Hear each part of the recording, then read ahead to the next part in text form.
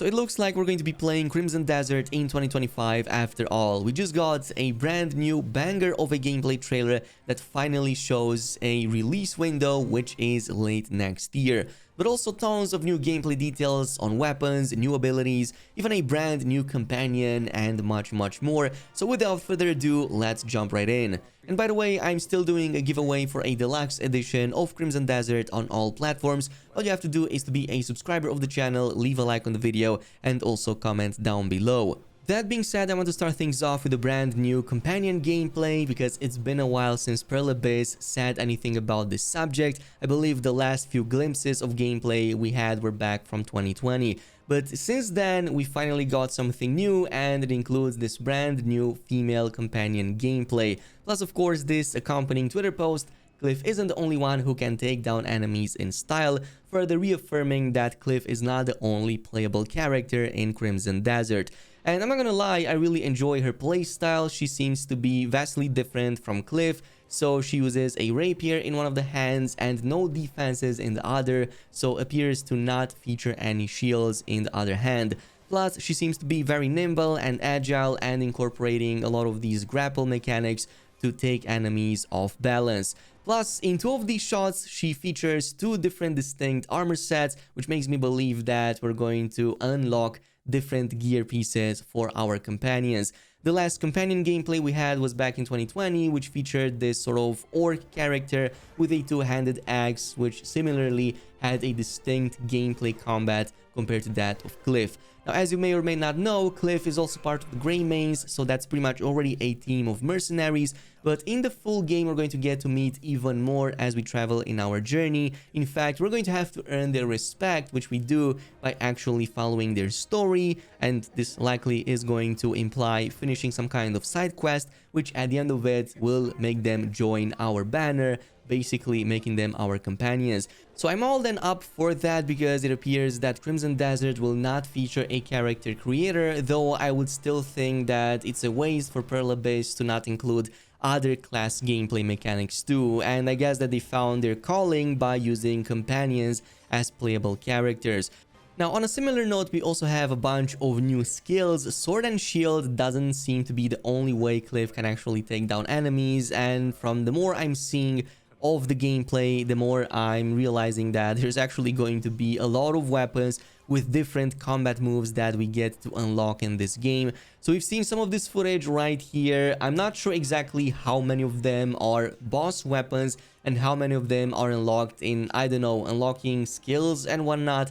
But from the looks of it, we get access to katanas that can breeze through enemies and create whirlwinds. We have access from one of the other shots. We've seen access in other gameplay shots in the past as well. And there's even like this footage of unarmed combat, pretty much like full-on kung fu on this enemy, which appears to consume our spirit, that green meter over there onto the left side. So this is just a part of his arsenal. There are many more that have been talked about in the past or revealed on the forums. I believe that even hand cannons and fire weapons are part of the mix. And of course, recent gameplay videos against different bosses showcase that bow and arrow has a lot more to it than just shooting arrows. You also have the slowdown mechanics and lots of cool ways to do jump tricks in which you take down large groups of enemies at one single time. But a good thing to note about this is that Cliff appears to be wearing at least some of the boss weapons we've seen in some of the fights in the past, such as the Stag Lord shield from before. So the way I'm thinking is that Pearl Abyss is approaching this from a boss unlock standpoint, as in you go in, defeat a boss, and you get to unlock its weapon, which will also feature that boss's ability or one of them. In one of the old trailers, we've seen a lightning boss, which also featured in the new video, and one of the weapons we got from him was this really awesome sword that you could charge up with lightning and then unleash it against the enemies. But the same goes in the new trailer here too. We've seen all of these cool abilities that some of the bosses feature themselves in those fights, so now that we get to use it, it kind of gets me excited about this. The other game that we've seen doing this was Black Myth Wukong with the boss summons, and I think that's one of the best ways they could handle character progression. It pretty much made every single boss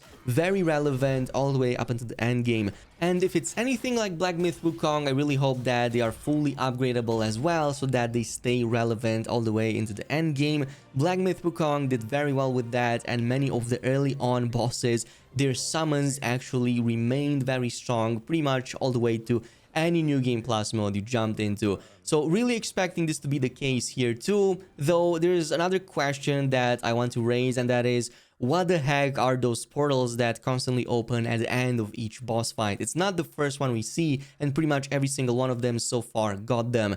And I think that that's going to be something separate than the weapon itself. The weapon may unlock that ability, but maybe there's a different skill or a different component that we get to find at the other end that we don't really know anything about. We do know that that alternate sort of world that we get to jump into does feature a bunch of puzzles and this very strange technology that also reminds me a bit of Black Desert Online. There definitely have been some moments in Black Desert Online that were very similar to these shots right here, so possibly some kind of implication to obtaining new power in one way or another. Now, it's also nice to see Pearl Abyss reaffirming that mounts, flying mounts, will actually be a thing in this game, and they've shown some brand new gameplay of, yeah, you guessed it, dragon riding. And not just dragon riding, your dragon can actually shoot flames down below and can be used in combat. Now, I'm not sure exactly if this is just part of a siege mission, because it very well might be, but if we can go ahead and use these dragon companions to wreak havoc on Pywell or whatever this world is called, I think that will make for some very interesting gameplay. But we do know that these are actually companions because yeah, they've posted about this on Twitter a few days ago. So it seems that we're even getting multiple types of dragon companions. This longer neck version was shown recently, but in the past we've also seen this one that appears more bulky, has a much bigger head, and also all of those spikes coming out of it. I'm going to assume that just like the one before, it's also like fully on capable of dealing damage and throwing fire below. And it's fully summonable, by the way, so by the looks of it, you can just summon it, and if you're on the horse, you can just jump on its back and go ahead and do some dragon riding. The more I'm seeing of this game, the more I'm thinking, how the hell is all of this real, and how is Pearl Abyss even going to make this into a game? But I think that it's the same situation as it was with Black Myth Wukong, when we were wondering how the hell is that game real, and when it came out, it exceeded our expectations. At least it did in my case. I think it definitely showed way more than what was shown in the trailers. Now, on the other hand, I'm also kind of worried that we're going to get graphical downgrades when the full game launches, such is the case with many games like these, especially since the open world of Crimson Desert seems to be extremely big.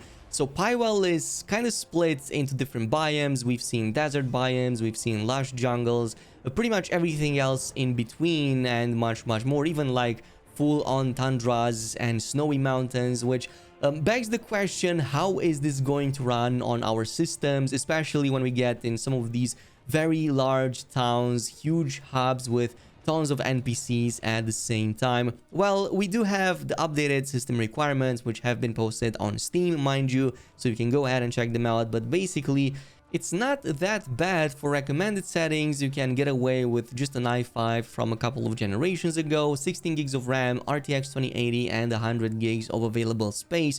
Meanwhile, for the minimum requirements, it's pretty much i5 that is ancient, 8500, also 16 gigs of RAM, a 1060, which is like super cheap, I guess, and also still 100 gigs of RAM. Not that bad for a game that looks this good, which is why I said I'm a bit worried that there might be some graphical downgrades. Now, Black Desert Online was notorious for its pop-in. It was looking very good up close to medium range, but things in the distance were kind of looking bad back in those days when I was playing. I'm not sure how it is nowadays, but I think that there was a huge graphical engine update at some point. So hopefully that's going to be the case for Crimson Desert and continue to look this good as it did in the early shots. And speaking of early shots, we also have a bunch of screenshots right here, as you've seen a bunch of them, just showcasing more of that absolutely massive environment, how big it is, and how diverse the biomes are as well.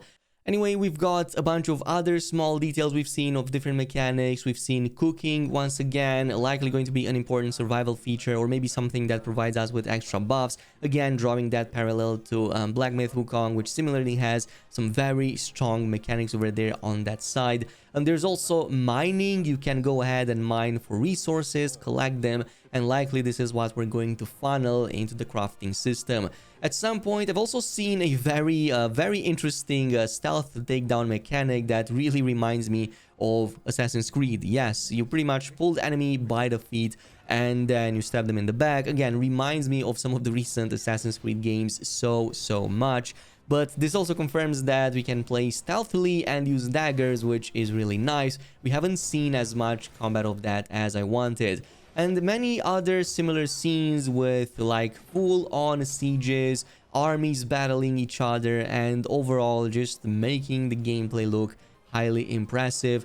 Overall, really liking everything, but let me know down below in the comments, has anything piqued your interest from the brand new gameplay trailer, or is there any mechanic that you cannot wait to get your hands on and test out? In the meantime, thanks so much for watching, and I'll see you in the next video.